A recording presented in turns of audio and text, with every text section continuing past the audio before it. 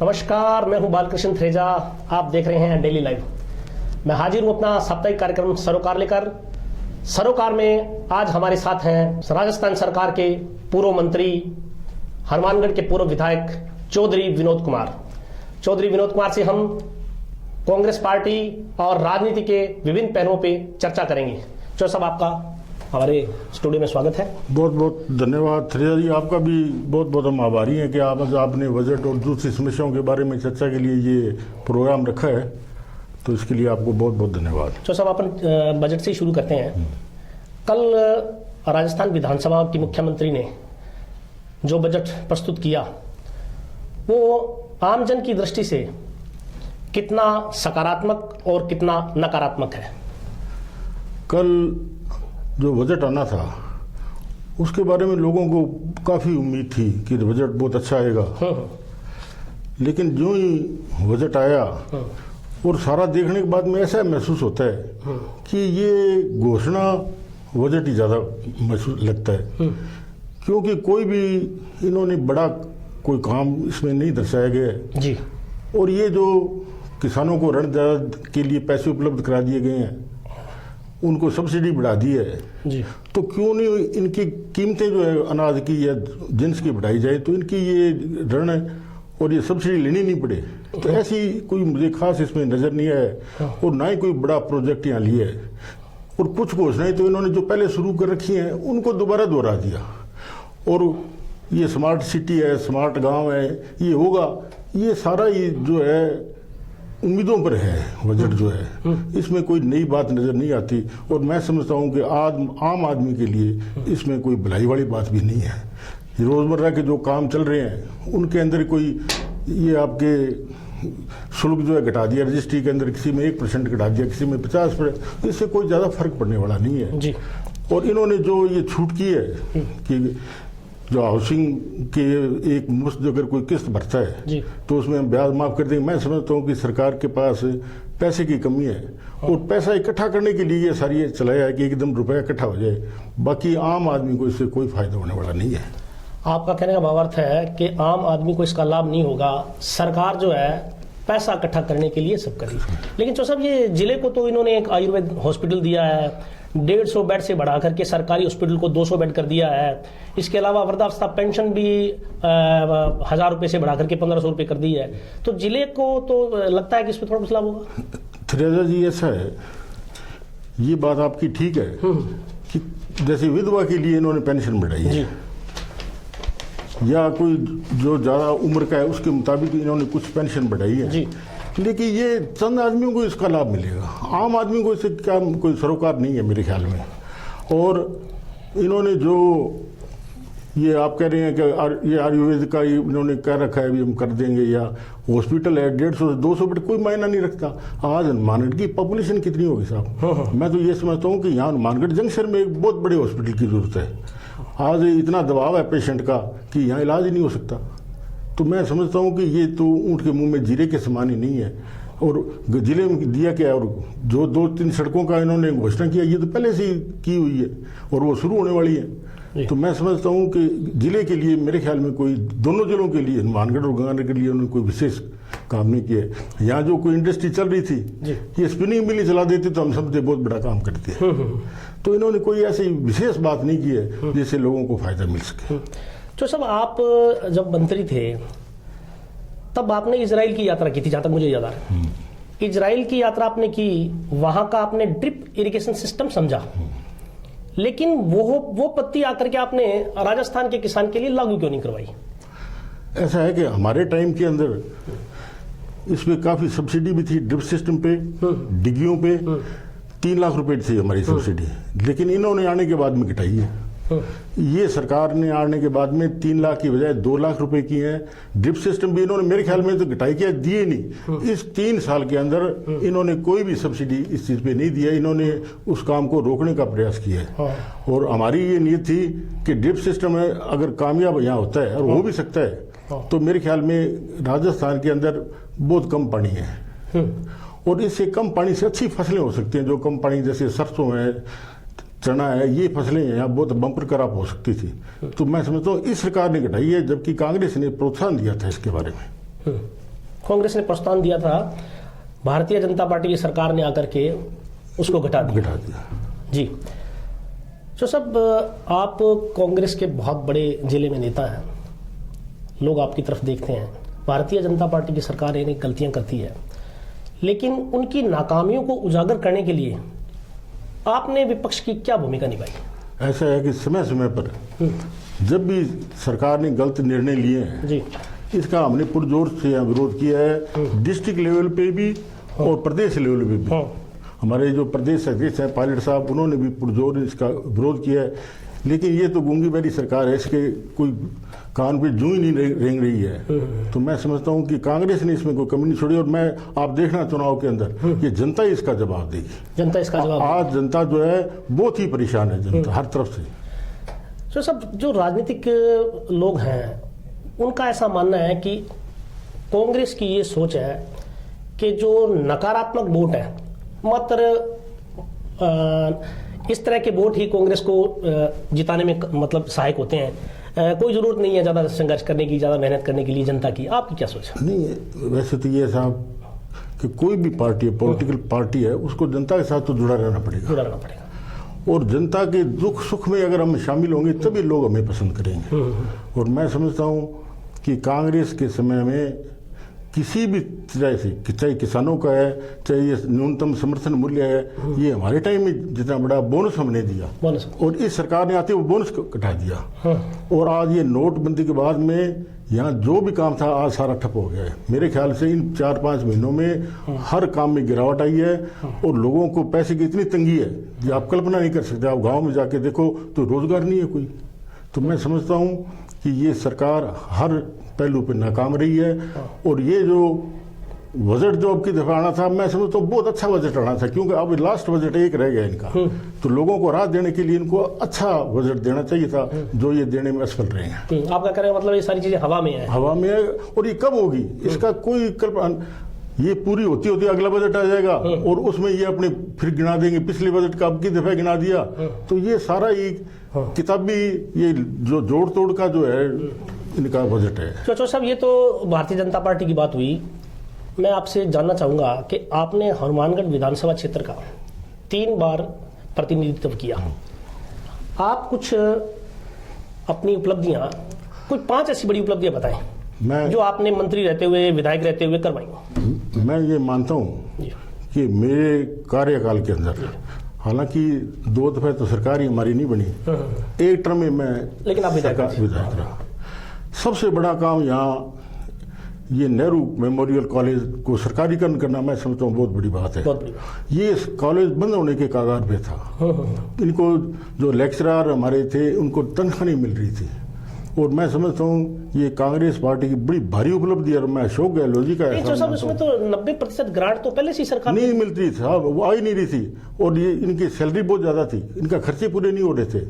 और ये देने के बाद में जहाँ 10-12 हज़ार रुपये फीस थी एक बच्चे की, वहाँ 1800 रुपये जो है फीस रह गया है। आज यहाँ 4500 बच्चे जो है वो शिक्षा ग्रहण कर रहे हैं। और इस कॉलेज के अंदर जो सब्जेक्ट हैं, मेरे ख्याल में राजस्थान के अंदर चंद कॉलेजों में, चाहे बीकानेर और जयपुर है, वो सब्जेक्ट यहाँ है। और अगर नया कॉलेज यहाँ बनता तो ये जो सब्जेक्ट है ये आने वाली पीढ़ी को उसका फायदा मिलता, बिल्डिंग बनने में बड़ा टाइम लगता। मैं समझता हूँ ये सबसे बड़ा काम है। हमने मेरे टाइम के अंदर हर गांव के अंदर, हर ढाणी के अंदर हमने पेयजल पहुंचाने की कोशिश की, और मेरे ख्याल में मानगढ़ विधानसभा में 95% ढाणियों के अंदर वाटर वर्क्स का पानी है। हर ढाणी के अंदर हमने बिजली ली। इन्होंने 3 साल के अंदर ये एक ढाणी बता दें भी हमने उस ढाणी के अंदर पानी दिया है या बिजली दी है। तो ये तो हर जगह असफल रहे हैं। ये जंक्शन टाउन कॉलेज की बात बताई है आपने। अब जंक्शन टाउन के बीच में आप दो जी, यहाँ इतने एक्सीडेंट होते थे, और दोनों तरफ दीवारें थी, और इस ऐसा लगता था कि हम किसी नहर के अंदर चल रहे हैं। हमने इसको 4 लेन किया। मुख्यमंत्री अशोक जी गहलोत ने इसकी नींव रखी, और मेरे ख्याल में और उसी टाइम में हमने इसका बजट दे दिया था, लेकिन आज तक वो 3 साल हो गए, वो पूरी नहीं हो रही है। तो ये सरकार काम नहीं करना चाहती। अब 3 साल हो गए, बजट दिया हुआ है, उसके बावजूद ही आज ये हाल है कि वो नहीं हो रही है। मैं समझता हूँ इससे हमारे जो है वो एक्सीडेंट वगैरह बड़ी कमी आई है। और इसके अलावा हर तरफ, चाहे रोड के देखो, मिसिंग रोड मिलती थी हमें, गांव से गांव जोड़ने में कांग्रेस सरकार के टाइम में काफ़ी, अब ये मिसिंग रोड भी इन्होंने बंद कर रखी है। हाँ। अगर मिसिंग रोड 10-15 किलोमीटर भी अगर हर साल हाँ। एक एमएलए को मिलती है तो 3-4-5 गांव जुड़ते हैं और धीरे धीरे ये एकदम तो देखो जोड़ना भी संभव नहीं है। लेकिन इन्होंने जो भी विकास की जो स्कीमें थी वो बंद की। इन्होंने भी पल्लू लाहौर अबोर तक की वो ये बीकानेर तक की वो की है इन्होंने, बजट में घोषणा की है। हाँ भी घोषणा की है और ये पहले भी घोषणा कर चुके हैं, यहाँ से हनुमानगढ़ से अबोर और लखुवाड़ी से आपके पीलीभंगा। अच्छा, पहले भी घोषणा कर चुके हैं, अब दोबारा इन्होंने फिर घोषणा कर दी। तो मैं समझता हूँ इससे क्या फायदा ही होगा सड़क बनने से। घोषणा पे घोषणा हो रही है। अच्छा चौधरी साहब, आपने 3 काम गिनवाए, 5 की बजाय 3 गिनवाए आपने। नहीं 3 क्यों, ये जो हमारे पेयजल की समस्या थी, मैं आपके कार्यकाल की बात कर रहा था। हाँ मेरे कार्यकाल की बात है जी जी। हनुमानगढ़ के अंदर इतनी बड़ी नहर नहीं है जिससे वहाँ वाटर वर्क्स बनाया जा सके। ठीक है। ये कम से कम 15-20 क्यूसेक पानी इसको चाहिए। तो उसके लिए हमने जंक्शन के अंदर बाखड़ा कैनाल के पास जो ये आपका वाटर वर्क्स बना है उसको 24 इंच पाइपलाइन लोहे की जंक्शन से टाउन तक डाल दी और उससे सारे शहर को पानी मिलेगा और यहाँ नहर की बंदी नहीं कमी आएगी, ना पानी की कमी आएगी। ये कोई छोटा काम नहीं था। वो आपका करवाया हुआ काम? वो हमारा काम कराया हुआ है और उसके जो फिल्टर के लिए 16 करोड़ रुपए हमने मंजूर करवाए वो, लेकिन आज तक उन्होंने शुरू नहीं किया। मंजूर आपने करवाई, शुरू नहीं किया? इन बिटवीन सरकार चली गई थी? सरकार चली गई। अच्छा अच्छा अच्छा, पानी का भी आपने करवाया। तो सब आपकी दृष्टि से कि हनुमानगढ़ का औद्योगिक विकास क्यों नहीं हो पा रहा? मेरा मतलब है यहाँ कोई फैक्ट्री, कोई उद्योग धंधे यहाँ क्यों नहीं लग पा रहे, क्यों नहीं बन पा रहे? आप भी ये मैं बता रहा हूँ, आपने भी प्रयास नहीं किया? नहीं, मेरे टाइम के अंदर ये जो अपनी स्पिनिंग मिल है जी, इसकी सारी मशीनें मैंने चेंज करवाई, नई मशीनें लगवाई और इनमें जो मजदूर और अधिकारी थे जी उनकी पैसे भी बढ़ाई, तनख्वाह बढ़वाई और अच्छी रनिंग कर रही थी, नई मशीनें लगी थी। अब ये भाजपा वाले जो है, ये जो राजस्थान प्रवासी है उनको तो बुला करके लाखों करोड़ रुपए खर्च कर रहे हैं कि आप यहाँ उद्योग लगाओ और यहाँ जो उद्योग लगे हुए हैं वो बंद कर रही है। ये सारा ही 5-7 करोड़ का मसला था स्पिनिंग मिल का और मैं समझता हूँ ये हनुमानगढ़ की शान थी। हमारे हजारों मजदूरों को यहाँ रोजगार मिल रहा था और सबसे बड़ी बात ये थी कि ये जो है नरमे का उत्पादन का सबसे अच्छा क्षेत्र है। तो कच्चा माल यहाँ बड़ा आसानी से मिलता था, ट्रांसपोर्टेशन के पैसे नहीं लगते थे और बड़े इजीली ये चलाया जा सकता था। लेकिन सरकार की मंशा इनको बेचने की है, इनको बंद करने की है, वो कर ही रखा है। अब महीने 2 महीने तक जो अपने मजदूर थे वो बेचारे यहाँ हड़ताल पे बैठे रहे, लेकिन उनका कुछ नहीं बना और ये इनको बंद करने की सोच रही है।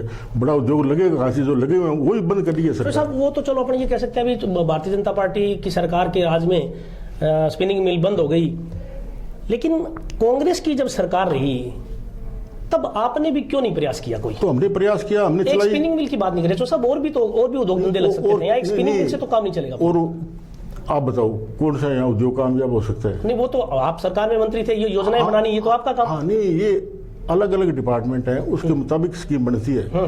लेकिन यहाँ हनुमानगढ़ और गंगानगर के अंदर अगर आप जैसे गंगानगर के अंदर ये शुगर मिल है, ये हमने चालू की, उसका मैं उस टाइम मंत्री था, मैं प्रभारी मंत्री था गंगानगर का, तो आज वो मिल चल रही है। लेकिन हनुमानगढ़ जहाँ सम्मति हमारे यहाँ गन्ना की पैदावार ही नहीं है, इसलिए कैसे हो? तो हनुमानगढ़ में तो सब ये मान के चले भी कभी उद्योग धंधा कोई लगेगा ही नहीं, इस हिसाब से जैसे आप कह रहे हैं। नहीं लगे क्यों नहीं, जैसे कोई उत्पादन होगा, जैसे चावल का कोई लग सकता है और दूसरी कोई इंडस्ट्री लग सकती है, जिस तरह की कोई संभावना होगी तो उसका प्रयास करना चाहिए। मतलब आपकी सरकार आएगी तो आगे जरूर करेंगे। ठीक है, चौधरी विनोद कुमार से हमारी बातचीत जारी रहेगी। अब वक्त हो चला एक ब्रेक का, मिलते हैं ब्रेक के बाद।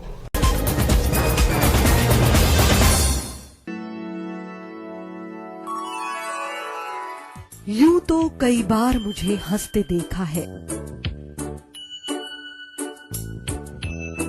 पर ये हंसी कुछ और है। ये गहना मुझ पर जचता है,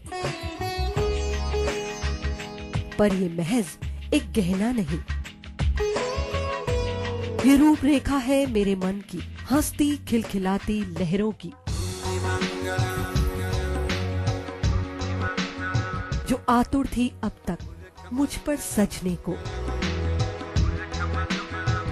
इसलिए ये गहना ही मेरा सच्चा श्रृंगार है, श्रृंगार है, श्रृंगार है।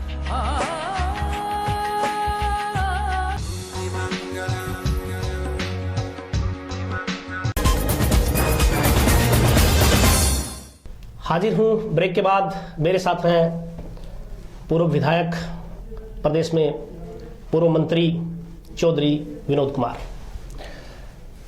जो सब पिछले 3 साल से प्रदेश में भारतीय जनता पार्टी की सरकार है, यहाँ के स्थानीय विधायक सरकार में कैबिनेट मंत्री हैं। आप उनके कामकाज से कितना संतुष्ट हैं?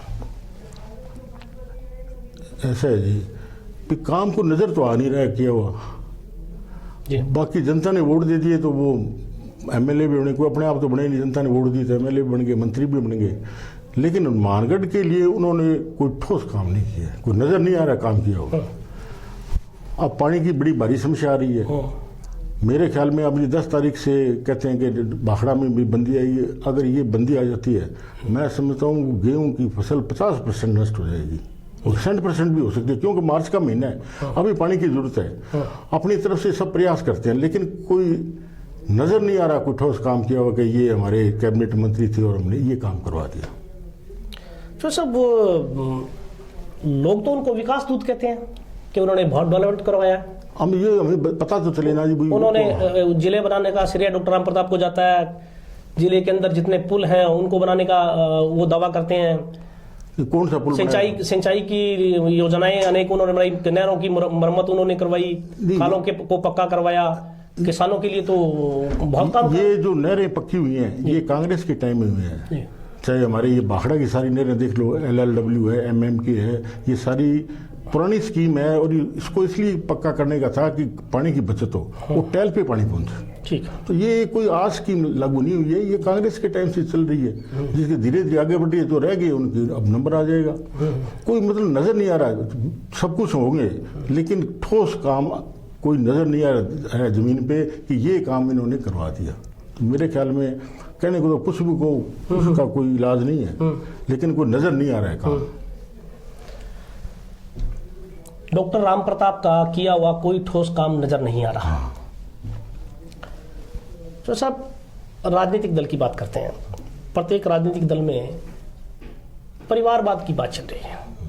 प्रत्येक व्यक्ति अपने संतान को आगे ला रहा है और एक उम्र के बाद ऐसा होना स्वाभाविक भी है। तो आपकी भी अब उम्र हो चली है, तो क्या समझें, अब जो आगामी विधानसभा चुनाव है, आप लड़ेंगे या भूपेंद्र? मैं बाकी से साफ वही से जवाब दें। मैं स्पष्ट आपको बताना चाहता हूँ कि वो एक लाइन है, डॉक्टर का बेटा डॉक्टर बनता है, वकील का बेटा इंजीनियर बनेगा, तो राजनीति का बेटा क्यों नहीं बन सकता? बिल्कुल, ये पब्लिक पर है जी। और चुनाव लड़ने के लिए तो मेरे ख्याल में बहुत लोग इच्छुक हैं, लेकिन हाईकमांड जिसको टिकट देती है वही चुनाव लड़ते हैं। ना कोई बाप बेटे की बात है, ना कोई भाई की बात है, जो हाईकमांड उचित समझती है और उसी को टिकट मिलती है जो ये वो महसूस करते हैं कि ये कैंडिडेट जीत सकता है। तो सब वो आपकी बात सही है, जो जनाधार वाला होगा उसको टिकट मिलेगी। लेकिन आप किसके लिए मांगेंगे, अपने लिए या भूपेंद्र के लिए? नहीं, अभी तो मैं समझता हूँ भी अब जिसको दे देंगे वो चुनाव लड़ लेगा और मैं समझता हूँ भी अभी हमें अब काबिलियत तो आई है, कुछ समझ भी आई है। अनुभव तो क्या है दुनिया में जो कुछ है। नहीं, अगर कोई मेजरमेंट, कोई पैमाना ऐसा हुआ जिसके दायरे में आप नहीं आते या दायरे से बाहर हो जाते हैं, तब आप भूपेंद्र के लिए प्रयास करेंगे? सभी प्रयास करते हैं। जी। आगे जो हाईकमांड कर लेगा वो सबको निर्णय मंजूर होगा। तो सब पिछली बार विधानसभा चुनाव में और में पार्टी ने कई दल बदलों को टिकट दी। आप इस परिपाटी को कहां तक उचित मानते हैं? मैं तो वैसे तो मैं इसको बहुत ही गलत मानता हूँ। गलत मानते हैं। अब जैसे आज मौजूदा आज हमारे राजस्थान विधानसभा में जो हमारे विधायक बैठे हैं, इनमें आधे से ज्यादा हमारे कांग्रेसी हैं, जो इधर से रुष्ट हो जाते हैं उधर चले जाते हैं और उनके पास कैंडिडेट नहीं होते, वो तलाशी करते हैं। वैसे तो ये परिपाटी नहीं होनी चाहिए। एक आदमी को निष्ठावान है, विचारधारा की बात है जो उसी को मिलनी चाहिए। हार जीत ये दो अलग बात है। मैं तो इसको परिपाटी को कोई अच्छा नहीं समझता, नहीं होनी चाहिए। अब आज वो उधर से एमएलए था, अब मौका देखा ये सरकार आ रही है, इधर आके मिल गया टिकट ले गया, वो फिर मर गया, तो ये परंपरा नहीं होनी चाहिए। मतलब टिकट उसी को मिलनी चाहिए जो निष्ठावान हो, हाँ, जिसने पार्टी के प्रति वफादार हो। बिल्कुल बिल्कुल। तो सब हनुमानगढ़ जिला रेलवे के क्षेत्र में बहुत पिछड़ा हुआ है। केंद्र में आपकी 10 साल सरकार रही, इस दौरान आप विधायक भी रहे, तो रेलवे की समस्याएं हल करने के लिए आपने कोई प्रयास नहीं किया? थ्रेजा जी, इसके बारे में आपको बताऊं कि वैसे तो एमएलए का जो है वो सेंटर से ताल्लुकात नहीं, लेकिन सरकार तो है, सरकार अपना अप्रोच तो कर सकते हैं। किया, और हमारे उस टाइम भरतराम जी एमपी भी थे जी। और ये मानगढ़ से जो जयपुर ब्रॉडगेज है ये हमारे टाइम में बनी हुई है। ठीक, ये कोई छोटा काम नहीं था, बहुत बड़ा काम है जो मेरे ख्याल में सादुलपुर तक हो गया है पूरा और आगे भी हो रहा है। हाँ। तो ये भी आजकल बहुत जरूरी है। हाँ। और मेरे ख्याल में बठिंडा और मानगढ़ के बीच में भी एक ट्रैक और बनाने की बात थी, उस टाइम घोषणा भी हुई थी, तो अभी उस पर अमल नहीं हुआ है। तो ये ब्रॉडगेज होना रेलवे के बारे में बहुत जरूरी है। अपने यहाँ के जो सांसद हैं निहाल चंद जी, वो केंद्र में मंत्री भी रहे, तो आपके लिहाज से कोई काम नहीं हुआ रेलवे का अब जितना होना चाहिए था? अभी तक तो कोई नजर नहीं आ रहा साहब, आगे हो जाए ये जबकि वो कर सकते थे। नहीं, वो कर सकते थे और उनको करवाना चाहिए था, ये उनको मौका मिला था। और मेरे ख्याल में आज तक 3-4 दफे कोई एमपी यहाँ से नहीं बना है। निहाल चंद जी का सौभाग्य है कि वो इतनी बार जीते हैं और उनको एक बड़ा काम करना चाहिए था जिससे लोगों को फायदा भी मिलता और ता जिंदगी लोग याद रखते कि फलाने आदमी ने काम किया, लेकिन हो नहीं सका है। जी, जो सब आपके बारे में इलाके के लोग एक राय रखते हैं कि बड़े भले आदमी हैं आप, दिल के साफ आदमी हैं, और आपके साथ जो जुड़ जाता है वो रुष्ट नहीं होता। डॉक्टर वीके चावला, पद्मचंद जैन, ये लोग बड़े किसी जमाने में आपके बड़े कट्टर समर्थक हुआ था, ये धीरे धीरे आपसे दूर हो गए, इन्होंने दूसरी पार्टियां ज्वाइन कर ली, क्या कारण रहा? मैं समझता हूँ कि मैंने मेरी जिंदगी में कभी हमने राजनीतिक संबंध नहीं बनाए, हमने पारिवारिक संबंध बनाए। और जैसे आप चावला जी कह रहे हैं, हर आदमी की इच्छा होती है आगे बढ़ने की, कुछ बनने की, तो उन्होंने चुनाव लड़े। वैसे हमारी बड़ी दोस्ती है, कोई व्यक्तिगत हमारी कोई नाराजगी भी नहीं है, और हर आदमी की इच्छा होती है। तो ये व्यक्तिगत कोई लाभ के लिए अगर कोई नाराज होता है वो अलग बात है। वैसे हमारी तरफ से, मेरी तरफ से, मैंने तो एक परिवार ही समझा सबको, और मेरा ये भी मानना है कि मानगढ़ की जनता से अच्छी दुनिया में कोई व्यक्ति नहीं है जी। और मैं तो इनका बहुत ही आभारी हूँ कि इन्होंने मुझे 3 दफा यहाँ से एमएलए बनाया, और मैं चाहता हूँ कि मैं इनकी ज़्यादा से ज़्यादा सेवा कर सकूँ। और मैंने प्रयास भी किए कि किसी को नाराज होने का मतलब ही नहीं है हम, और मेरे परिवार ने किसी को ओ तक नहीं कहा कभी तक, जी कह के बुलाते हैं। बिल्कुल बिल्कुल, तो वो ऐसी कोई बात नहीं। तो सब आपकी तरफ से कोई कमी नहीं रही, जो गया वो राजनीतिक महत्वाकांक्षा की वजह से गया, ये कारण। तो सब एक चीज देखने में आई, लोग थोड़ा कंपैरिजन करते हैं, चौधरी आत्माराम जी के साथ आपकी तुलना करते हैं, आपके स्वभाव की तुलना करते हैं। वो जैसे दबंग नेता थे, आप ऐसी छवि नहीं बना पाई या नहीं बनाई, कारण? ऐसा है जी कि एक समय होता है उसमें बड़ा परिवर्तन हो गया। वो वक्त था 80 का जी, वहां से 35-36 साल पहले घर के अंदर बुजुर्ग जो कह देते थे वो सब मानते थे, लेकिन आज वो पोजीशन नहीं है। आज आप प्रेम से ही कोई काम ले सकते हैं, आप किसी को रोब से या डरा करके काम नहीं ले सकते। और मैं ये समझता हूँ कि मेरा एमएलए बनने का राज यही है कि वो सख्त थे, मैं नरम था तो लोगों ने मुझे पसंद किया, आपको पसंद किया। तो मेरे पिताजी 1 दफे एमएलए बने और मैं 3 दफे बन गया। तो ये मैं समझता हूँ भी मेरे नरम स्वभाव की वजह से लोग मेरे पास आए और उन्होंने बड़ी मदद की, मैं उनका बड़ा आभारी हूँ। आपका कहने का भावार्थ है कि अगर वे आज जिंदा होते तो उनकी शैली नहीं चलती, राजनीति में शैली बदलाव आता है, विनम्रता की शैली, नम्रता की शैली चलती है, घर में भी नहीं चलती साहब, राजनीति में चलनी क्या है। तो मैं समझता हूँ व्यवहार तो आदमी का अच्छा होना भी चाहिए। ये थे चौधरी विनोद कुमार। अगली बार फिर हाजिर होंगे एक नई शख्सियत के साथ, तब तक के लिए नमस्कार। तो साहब आप हमारे स्टूडियो में पधारे, आपका बहुत बहुत धन्यवाद। और मैं सारे इलाका वासियों को होली की शुभकामनाएं देता हूं, ताकि उनके परिवार में, उनके घर में सुख समृद्धि और खुशियां लेकर आए। बहुत शुक्रिया। Thank you sir.